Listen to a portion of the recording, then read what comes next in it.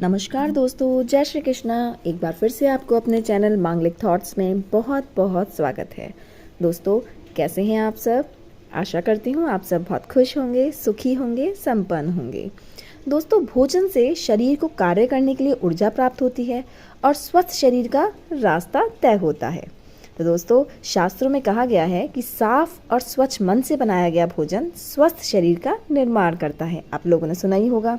आज हम आपको कुछ ऐसी बातें बताने जा रहे हैं जो आपको भोजन परोसने से पहले ध्यान रखनी चाहिए। दोस्तों, भोजन परोसने के तरीके पर भी आपको जोर देना चाहिए। अच्छा पकवान, अच्छा भोजन बनाना तो एक है ही कला, लेकिन भोजन किस तरीके से परोसा जाता है वो भी आपको उस पर ध्यान देना चाहिए। ऐसी मान्यता है कि भूल कर भी कभी किसी की भी थाली में 3 रोटी नहीं परोसनी चाहिए। इसे बेहद अशुभ माना जाता है। दोस्तों, ज्योतिष में अंक 3 को अशुभता का प्रतीक माना जाता है और खाना खाने वाले को भी इसका ध्यान रखना चाहिए कि उसकी थाली में 3 रोटी ना हो। दोस्तों, हिंदू मान्यताओं के अनुसार 3 रोटियों वाली थाली मृतक को समर्पित मानी जाती है और ऐसा कहा जाता है कि मृत्यु के बाद व्यक्ति की 13वीं पर जो थाली परोसी जाती है उसमें 3 रोटी रखी जाती हैं। इसलिए ध्यान दीजिए कि 3 रोटी किसी की भी थाली में परोसने से मना किया गया है और आप भी 3 रोटी किसी की थाली में नहीं परोसे। ऐसी एक और मान्यता है कि जब भोजन में एक साथ 3 रोटी परोसी जाती हैं तो यह परोसने वाले के प्रति शत्रुता की भावना को भी भड़काता है और अनुचित झगड़े का कारण बन सकता है। इस वजह से उसके पीछे हाथ धोकर दुर्भाग्य पड़ जाता है।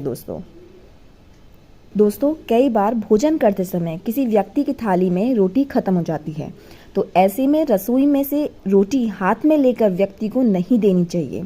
हाथ में रोटी लेकर परोसना दरिद्रता को न्योता देता है। ऐसा माना जाता है कि हाथ में रोटी देने से भोजन खिलाने का पुण्य भी खत्म हो जाता है। इसलिए भूल से भी कभी भी ऐसी गलती नहीं करनी चाहिए। रोटी को हमेशा किसी की थाली या प्लेट में रखकर ही परोसना चाहिए। तीसरा है दोस्तों, अक्सर ऐसा होता है कि रोटियां बच जाने पर कई घरों में उन्हें रख लिया जाता है और बाद में खा लिया जाता है। यदि आप उन रोटियों को खुद खाते हैं तो कोई बात नहीं है, परंतु यदि आप उन्हीं रोटियों किसी साधु संत या मेहमान को खिलाते हैं तो भगवान आपसे नाराज हो जाते हैं, जिस वजह से आपका हंसता खिलता घर बर्बाद होने लग जाता है। इसलिए आपको कभी भी ऐसी गलती नहीं करनी चाहिए। अगर रोटियां बच रही हैं तो उसे आप खा लीजिए, लेकिन अगर कोई गेस्ट या कोई मेहमान आपके यहाँ आ रहा है तो उसको गलती से भी वो रोटियां नहीं परोसे।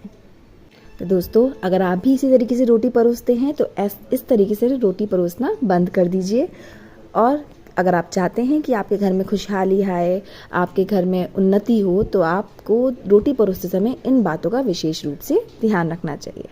आशा करते हैं आपको आज की वीडियो अच्छी लगी होगी। अगर अच्छी लगी हो तो कमेंट बॉक्स में कमेंट करके ज़रूर बताएं।